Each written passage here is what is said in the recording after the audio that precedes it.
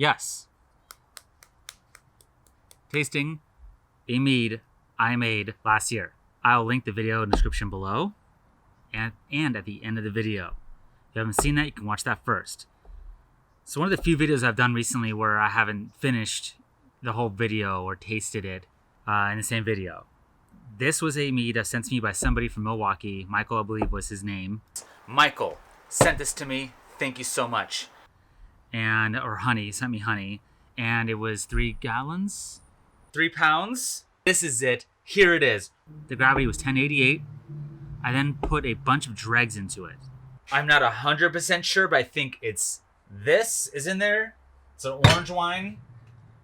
This is another, I believe, orange wine from Germany. Minkling. This, by the way, is the Calcareous, is the brand on that.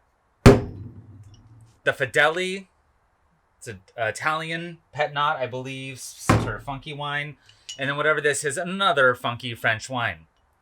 I believe all the dregs of that are in this along with whatever was naturally fermented on the grape skins of this Grenache. I'm going to siphon from the bottom. The light went off. Don't worry about that. We're going to keep going. And I'm going to make a starter with it. And that starter will be the catalyst to fermenting this honey. I believe it got stalled at around 1030 gravity. 1033, somewhere around there. 10 bricks or so, it looks like.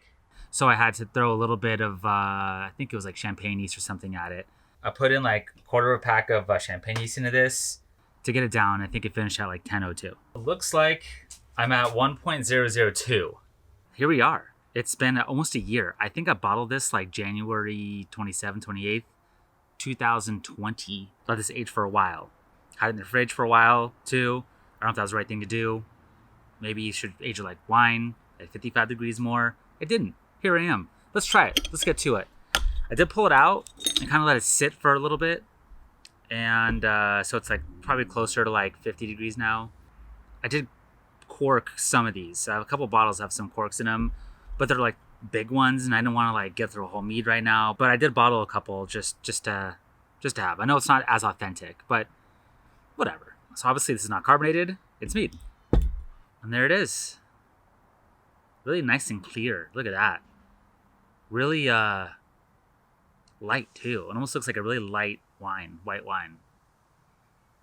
So let's go right in. Now I did make mead once and it turned out just okay.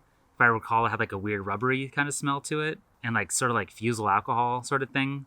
It has this cool like sulfury thing going on, but like in a really good way. Attempt number 2 with much better honey. Now the variable, of course, is gonna be all of those dregs I put into this, those wine dregs. Smells interesting. It has that similar smell as the last one I made, but a lot less. I'm getting a little honey, like a touch. I'm getting a little floral thing in there too, actually. No, that feels a little alcohol thing is not there. It's more of like just like an alcohol punch. It's kind of what it is. You can kind of smell the alcohol. I don't know if that's right or not. Maybe not. It's very floral though. It's really interesting. Well, that's crazy tasting. Wow. I don't know if that's good or not. It's wild. I think it might be slightly oxidized. Maybe. I'm getting like maybe a slight vinegar or a slight VA, volatile acidity, that they have in wine. A sort of weird slight burnt sort of taste VA sort of thing going on there. It's not bad though. It's crazy tasting. It's good though. I cannot describe what that tastes like. It's almost like, it tastes like a garden, but like a little hot. Like it burns a little bit. It's dry. You know, I don't back sweeten these the 2 times I've done it. It's floral, sort of gardeny. So I don't know if this is what just happens. So I do have a mead, a commercial one. This is from Field Recordings. They do wine normally, I believe. Yes, they do. And they made a mead, and Sarah got a sample of it. So here we are. I saved it for this tasting. We got this months and months ago. So we'll see how it... Oh, this one's carbonated. Whoa, okay. Did not expect that. Well, we'll see it back to back. If how much better theirs is. I'm sure it's going to be significantly better. But there's theirs. Here's mine. It's much lighter. I did over dilute mine a little bit more than I wanted to, but theirs is much darker. I don't know if I've had sparkling mead or even heard too much about it. Mine has a cool sort of like floral thing kind of going on. It doesn't really smell like anything to me. Mine has more of a unique smell to it.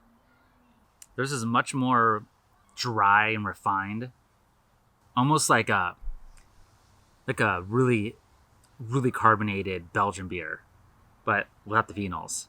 It almost has like a beer taste to it, but really dry, really effervescent. I'm not getting any honey or any other interesting flavors, really. Just a straight, dry, sparkling drink. It's actually pretty refreshing. I'm not getting any floral notes to it. I'm not getting any honey, really. I'm not getting any citrus or anything, fruit. I'm not getting anything. Just straight, sparkling beverage.